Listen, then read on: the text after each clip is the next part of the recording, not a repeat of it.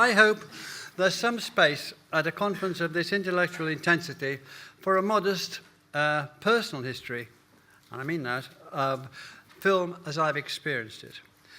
Film branded me for life at birth in 1939. My mother, like hundreds of thousands of factory girls in the north of England, found in the cinema almost everything she didn't find on the streets. She went to see Ninochka one night. Greta Garbo was her favourite. It also starred Melvyn Douglass. She came out with a name for what might be a boy. It was. That was me. I'm Melvyn. In a dour North Cumbrian Victorian town with 2 factories, 12 churches for its 5,000 residents, and with every Sunday as silent as a tomb, Melvyn had never been an option. You were supposed to be Jim, Joe, John, Will, Tom, Dick, Harry, Bob, Frank, or more locally, daringly, Irwin or Wilson. There are others, but Melvyn was not among them. He wasn't even in the Bible. Still, I became a great admirer of Melvyn Douglass. My mother's dream, well before she was married and throughout her life, was to have an American kitchen, as seen on the screen. That wasn't surprising.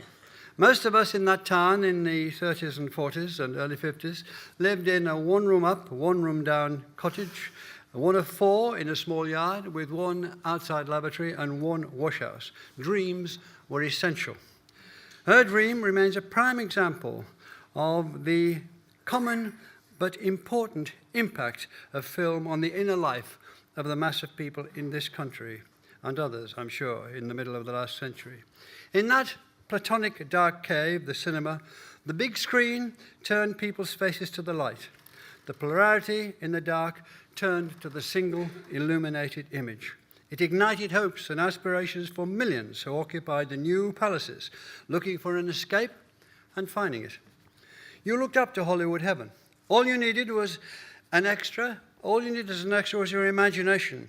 And that is a universal common gift to all of us, especially those acutely hungry to be fed.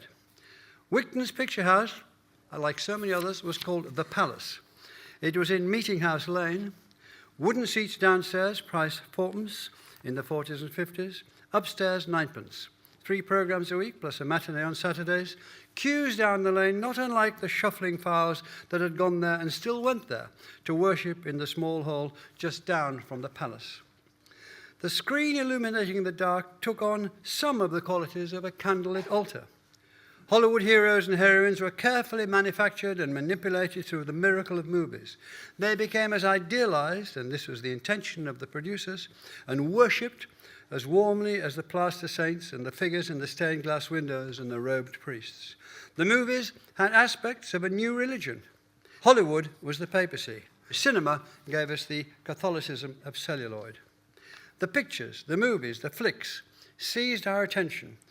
It made a takeover bid for those needy hours of our lives and converted us to multiple possibilities hitherto unexplored. The classlessness of most of these films, above all the Americans, was energizing. Out went our weary British snobbish shenanigans. They seemed to be entirely absent from real life. And the classlessness rested on a simple and lusty declaration of democracy in action. Again and again, Hollywood gave us the girl next door. He gave her the chance to be as happy and successful and healthy as anyone else. And the man next door got the chance to survive hard times and reach for the top from any log cabin he came from. These people, we'd been told in the magazines, had been very like us before they were inducted into the starring sainthood of movieland. So we were not only represented by them, we were encouraged. And then there were the musicals, so gloriously danced by men and women, apparently again, like us. Dancing was a passion, and Hollywood gave it the glamour that percolated to the unheated halls and 3-piece bands of the congregational places of dance in the north. They were good dancers in those days in the towns in the north. There were dancing competitions, there were dancing displays, there were brilliant imitations of the skillful pageants these vivid tableaux, these dazzling works of art gave us. They honoured and elevated ballroom dancing and all its embellishments into what it became, an art. Then there were the cowboys. British boys had their own heroes, of course, from Biggles to Barder, but cowboys had horses and holsters. They were tough and modest, and the good guys always won. That morality was hammered home in film after film, and all of us were the good guys. Hadn't we proved that in the wars? It was very comforting for a country which had been savagely wounded in one war and entered another in many ways more destructive.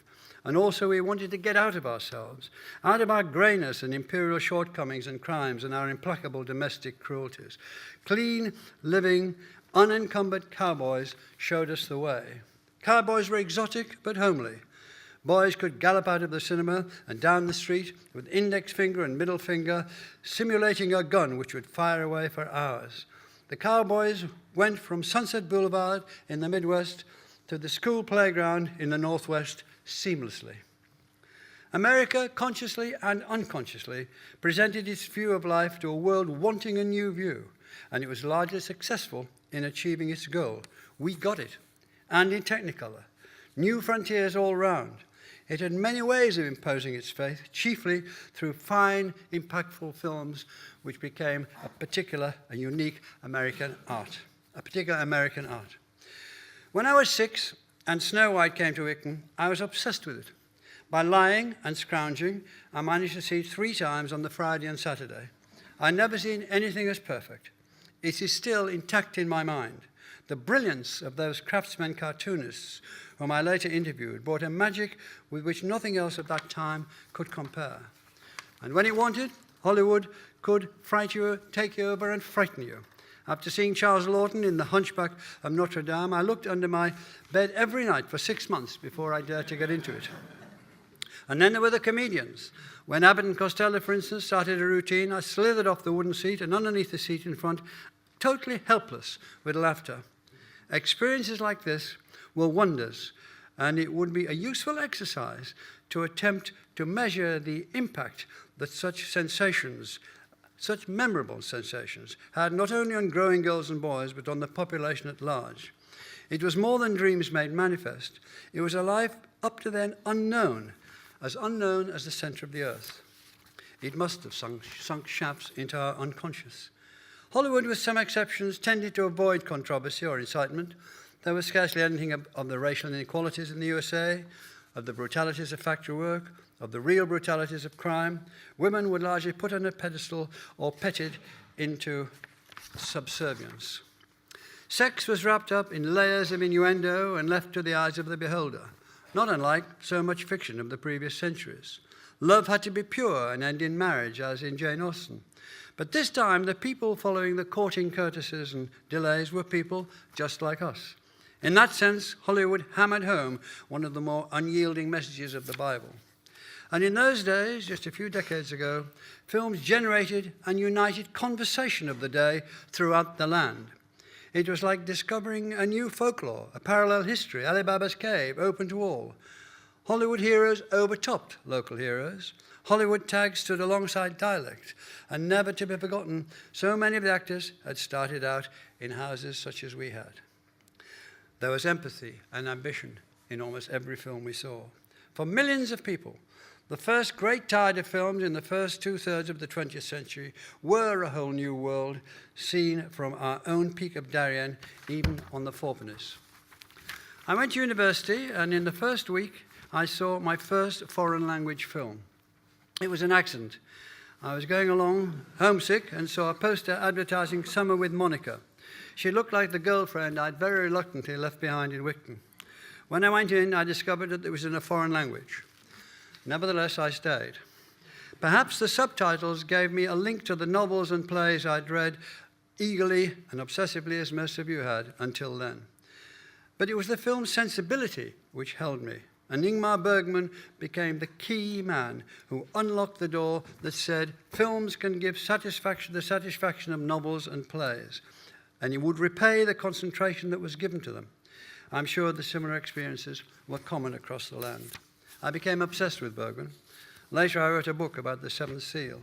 The simplicity of having a man called Death appearing in the first scene and dominate the film from then on transfixed me. I'd had an intense Christian education, but nothing had prepared me for Bergman's transformation of medieval church cartoons into such a contemporary slap in the mind. And there were so many others. Wild Strawberries, for instance, where he played games with memory and mortality, with innocence and surrealism. sexy pleasures and the smiles of a summer night, and on these films went. Sometimes unbearably severe, and in every way step in step with what I thought were the pinnacles of culture, novels and plays. Films joined them. I saw films in those 2 or 3 years by Fellini, Visconti, Renoir, Truffaut, Buñuel, Kurosawa, Satyajit Ray. Became almost dizzy with all these new sensations. I became the film critic of the university newspaper.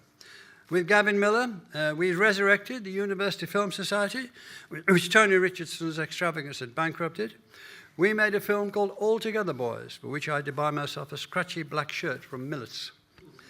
It had one showing in the room of an American student who was a drummer. He played the drums throughout, while Robert Robinson sat in a chair in the middle of the room and made notes about what the young were up to those days. The film has never been seen since. I began to realize what great directors they'd been in those Hollywood days. Their light had been blocked out by the stars. But over here, the writers and directors were more fully the voice, the author's voice. And films, as Willy Wyler once told an exasperated Laurence Olivier, who, on the set of Wuthering Heights, complained that films were an anemic little medium which couldn't bear the strain of great acting. Wyler said, films can do anything and everything, except Shakespeare, said Olivier. Then, as now, there is now a lot of analysis of films as there is of fiction. There are now conferences of directors at least as frequently as there are of novelists and poets. Films which began as the end of a peer entertainment are now accepted as integral to all the centres of culture. And there's the impact film can have in reportage and documentary, overwhelming in television. This is the most important impact of all, I think. They show us the world we actually live in bold, often very brave and extraordinary, skillful work which opens up the planet in war and peace virtually every day now. Believing is now seeing. We have unforgettable documentaries from eruptions all over the earth, famines, floods, wars, demonstrations, drought, firebombings, concentration camps, killings, mass celebrations, a man on the moon, the seabed, the intimacies of the densest rainforests. It will be a revelation, I think, to work out how our minds have been changed by access to this density, mass, torrent of information, and all about the world as it now is, the world we live in, which we had no knowledge of until just a few years ago. On television, we see mountains of ice in the Antarctic fall into the sea. We see millions of refugees and their stories become part of our lives and conversations, whether we like it or not. Film now consumes the planet like a mythical beast, swallowing everything it focuses on. And on a local level, and it can change things. On a local level, you had Kathy Come Home in the 60s. On a global level, reports of starvation in Africa had an immense effect. And the pictures of the collapsing cliffs of ice, as I mentioned in the Antarctic, could well be changing world opinion in most areas on climate change. But what of the overall effect of these largely tragic and often apparently insoluble conditions? How is it working through? It can't be that just nothing happens in our minds. There's a lot of talk about disaster fatigue, but what about the minority which responds positively, which looks into these disasters? Like all previous minorities, like those working for the abolition of slavery or votes for women, causes can take some time to work through, to change. But once set in motion, they can become unstoppable. And film has already set several such causes in motion. And around the world now, they are working their way through. And there's also the delight in documentaries. David Attenborough, of course, and my own corner. So many people now see concerts and operas and dance and music of all kinds from around the world. That's never happened anything like it before, not on anything like this scale. Millions now experience what a few hundreds once monopolized. That's been accompanied by a great surge in participation in the arts and even a widening of interest. I worked in arts television at the BBC and in my 20s and left to concentrate on writing novels, which I started to write when I was about 20. To make a living, I wrote films and saw then, from the inside, as it were, what I had so enthusiastically been mesmerized by. And I learned a lot. I wrote the Debussy film with Ken Russell, his first talkie and mine, and the first BBC Arts programme talkie. It's one of the major lessons I learned from him was the effect that an apparently simple juxtaposition of the moods of the sea accompanied by Debussy's music, could create an alchemy unlike anything else. The picture and the music, that was all, and that was enough. And it had an extraordinary effect, not only on myself, but on many, many people, just as when he'd filmed The Boy and the White Horse, riding over the Malvern Hills. Something happened when music and action are put together so exquisitely appropriately. Ken was good at that, at his best. In Isadora, I wrote for Carol Rice and Vanessa Redgrave. I saw how a great actress could wholly command the scene on her own, in her room, and somehow know all the time how this crowded, messy, over-busy, fussy mix of cameras and lights and retakes and script changes would play in the final version with transforming calm and grace. I wrote about 7 feature films, 4 of which were made from my scripts, 3 of which turned up after several others had had a go, and I didn't go to see them. But wonderful it was to be in the engine room. I'd become too used to controlling what I did in writing and in making arts programs, so I went back to television. And over the last couple of years, I've been looking through 800 or so South Bank shows we did and putting out different forms of films on Sky Arts. It is, as Bergman said, above all the face that is the great image. Most of what happens in the face. You remember his later films become more and more the face. Almost, the frame almost not moving, the face, everything coming from there. And again, it's the face, looking at all these films, it's the face that brings the power through in Francis Bacon, even more than his paintings, or Germaine Greer, or Norman Mailer, or Tamara Rojo, or Dennis Potter, or Kirita Kanawa, that takes us through, with their words, into what we might think of the heart of them that we can empathize and sympathize with. Television seems to have become the greatest portraitist that we could ever think of. Which leads me to the selfies. Filming ourselves, becoming part of what we once sat apart from. It's as if we see in film the best chance to study who we are, and one of the key methods is the portrait, even the self-portraits, as I've said. So the impact of film on the arts, apart from transmitting them, and some of the programs themselves aspiring to be works of art, is largely, from the archive I have, portraits, who we are and were. We know Rembrandt. We want to know Rembrandt more the more we see him. Seeing is knowing. Finally, film is having a new and constructive impact on the building of communities. I've been indirectly associated with, for several years, who work in a shantytown in South Africa. Hundreds of young people, mostly jobless, have been given these mobiles that we have and access to editing facilities and made films about their condition, their own ideas, their lives, themselves. This has had an extraordinary transformative influence on many, many of these young people. About 400 of them have gone on into the television industry of South Africa, gone on to universities they'd never dreamed of, and further education and aspirations towards previously undreamt of lives. Film is the way that many young people and many deprived communities are finding their way out and on. The power of film, and I haven't even touched on the dark side, is immeasurable. And I think it's just beginning. Thank you.